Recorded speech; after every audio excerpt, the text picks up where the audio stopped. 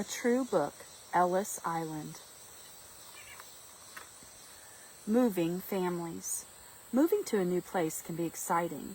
The thought of making new friends and going to a new school is exciting, but it can also be frightening. Many questions go through the minds of people who move.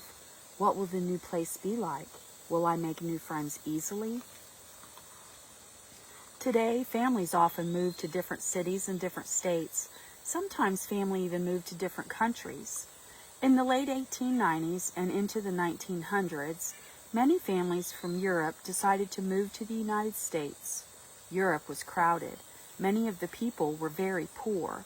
Some people wanted religious freedom. Others wanted a political freedom. They left relatives, friends, and jobs to come to the United States. Such a big change was frightening for them, but they felt life would be much better if they moved. They had heard wonderful stories about life in the United States. The people who decided to leave their countries to settle in the United States were called immigrants. Many immigrants thought that the United States was the land of the riches and opportunities. A rough journey. The immigrants crossed the Atlantic Ocean in steamships. It was a difficult journey. Most immigrants had little money. Saving $10 for one steerage ticket took months, sometimes years. Steerage is the basement of a steamship.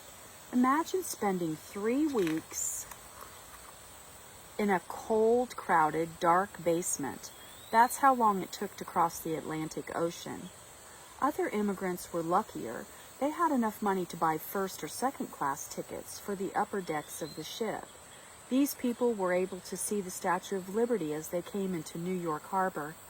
The Statue of Liberty was a symbol of hope and freedom to the immigrants. This statue, located on what was then called Bedloe's Island, greeted the millions of immigrants who entered the United States over the years.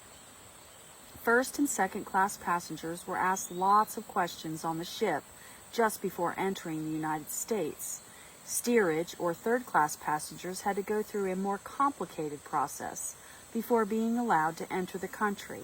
They were taken by barge to a small island called Ellis Island. On Ellis Island, the immigrants had to face questions and medical exams. Sometimes immigrants had to wait several days on the steamships before getting on the barge. That was because there were so many immigrants coming into the country. Ellis Island. Hundreds of years ago, American Indians went to Ellis Island for oysters and clams. They called it Kiosk, or Gull Island, because so many birds hunted the oysters. Over the years, the island had many different names. In the 1770s, a merchant and fisherman named Samuel Ellis became the owner of the island. It was after Mr. Ellis that the island was named. The name stuck through the years. Many years after Sam Ellis's death, the island was taken over by the United States government. The government used the island as a place to store ammunition. The island was also used as a place to execute pirates. On April 11, 1890, President Benjamin Harrison signed an important paper stating that all ammunition should be removed from Ellis Island. The island was going to be a new immigration center for the United States. Its location in New York Harbor was perfect.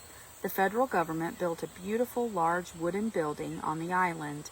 This building would process the thousands of immigrants who came to the United States every week. Ellis Island opens. The Immigration Center on Ellis Island opened on January 1st, 1892. More than 2,000 people came through on that first day. It was there that the immigrants would find out if they would be allowed to stay in the United States. The very first immigrant to be registered at the new Immigration Center was an Irish girl named Annie Moore. She was 15 years old. Immigration officials gave her a $10 gold piece as a prize for being the first to pass through Ellis Island's doors.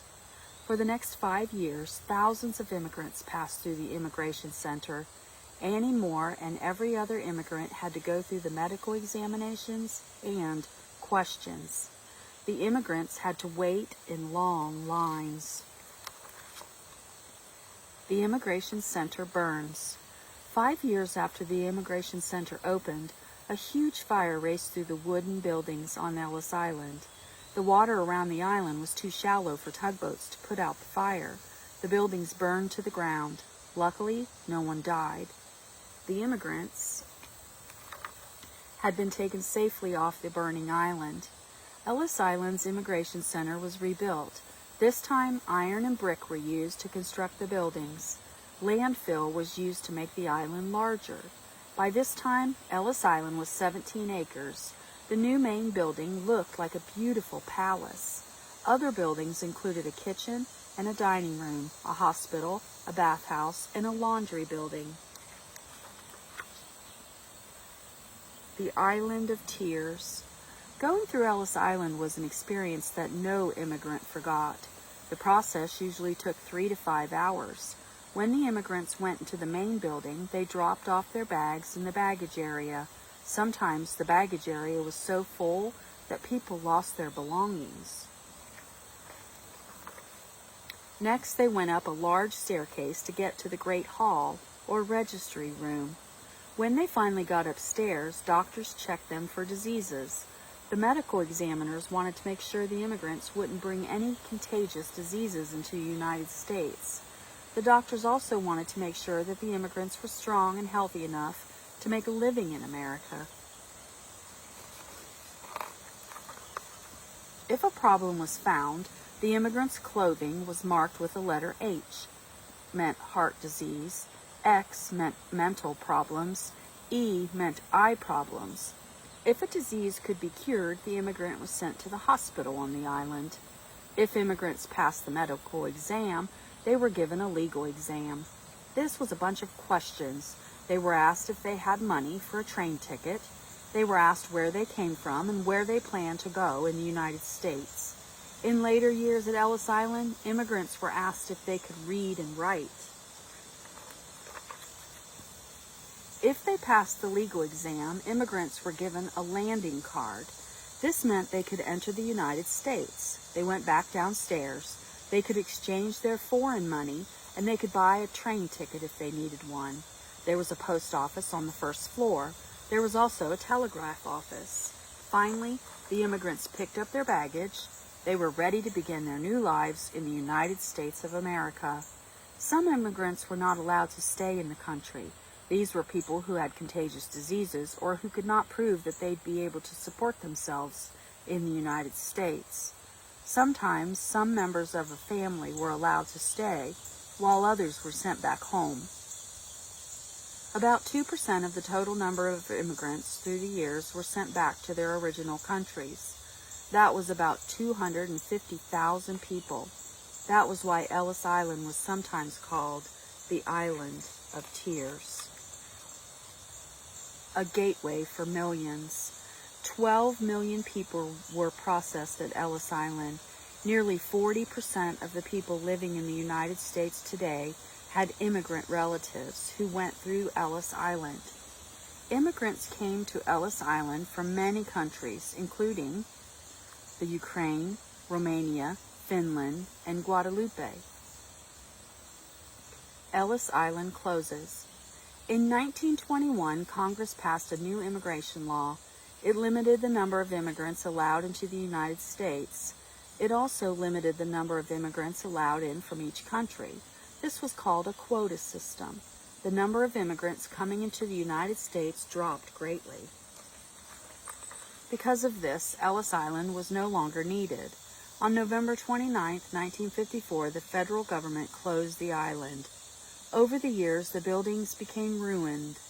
Ellis Island stayed empty until 1965, when President Lyndon B. Johnson put the National Park Service in charge of the island.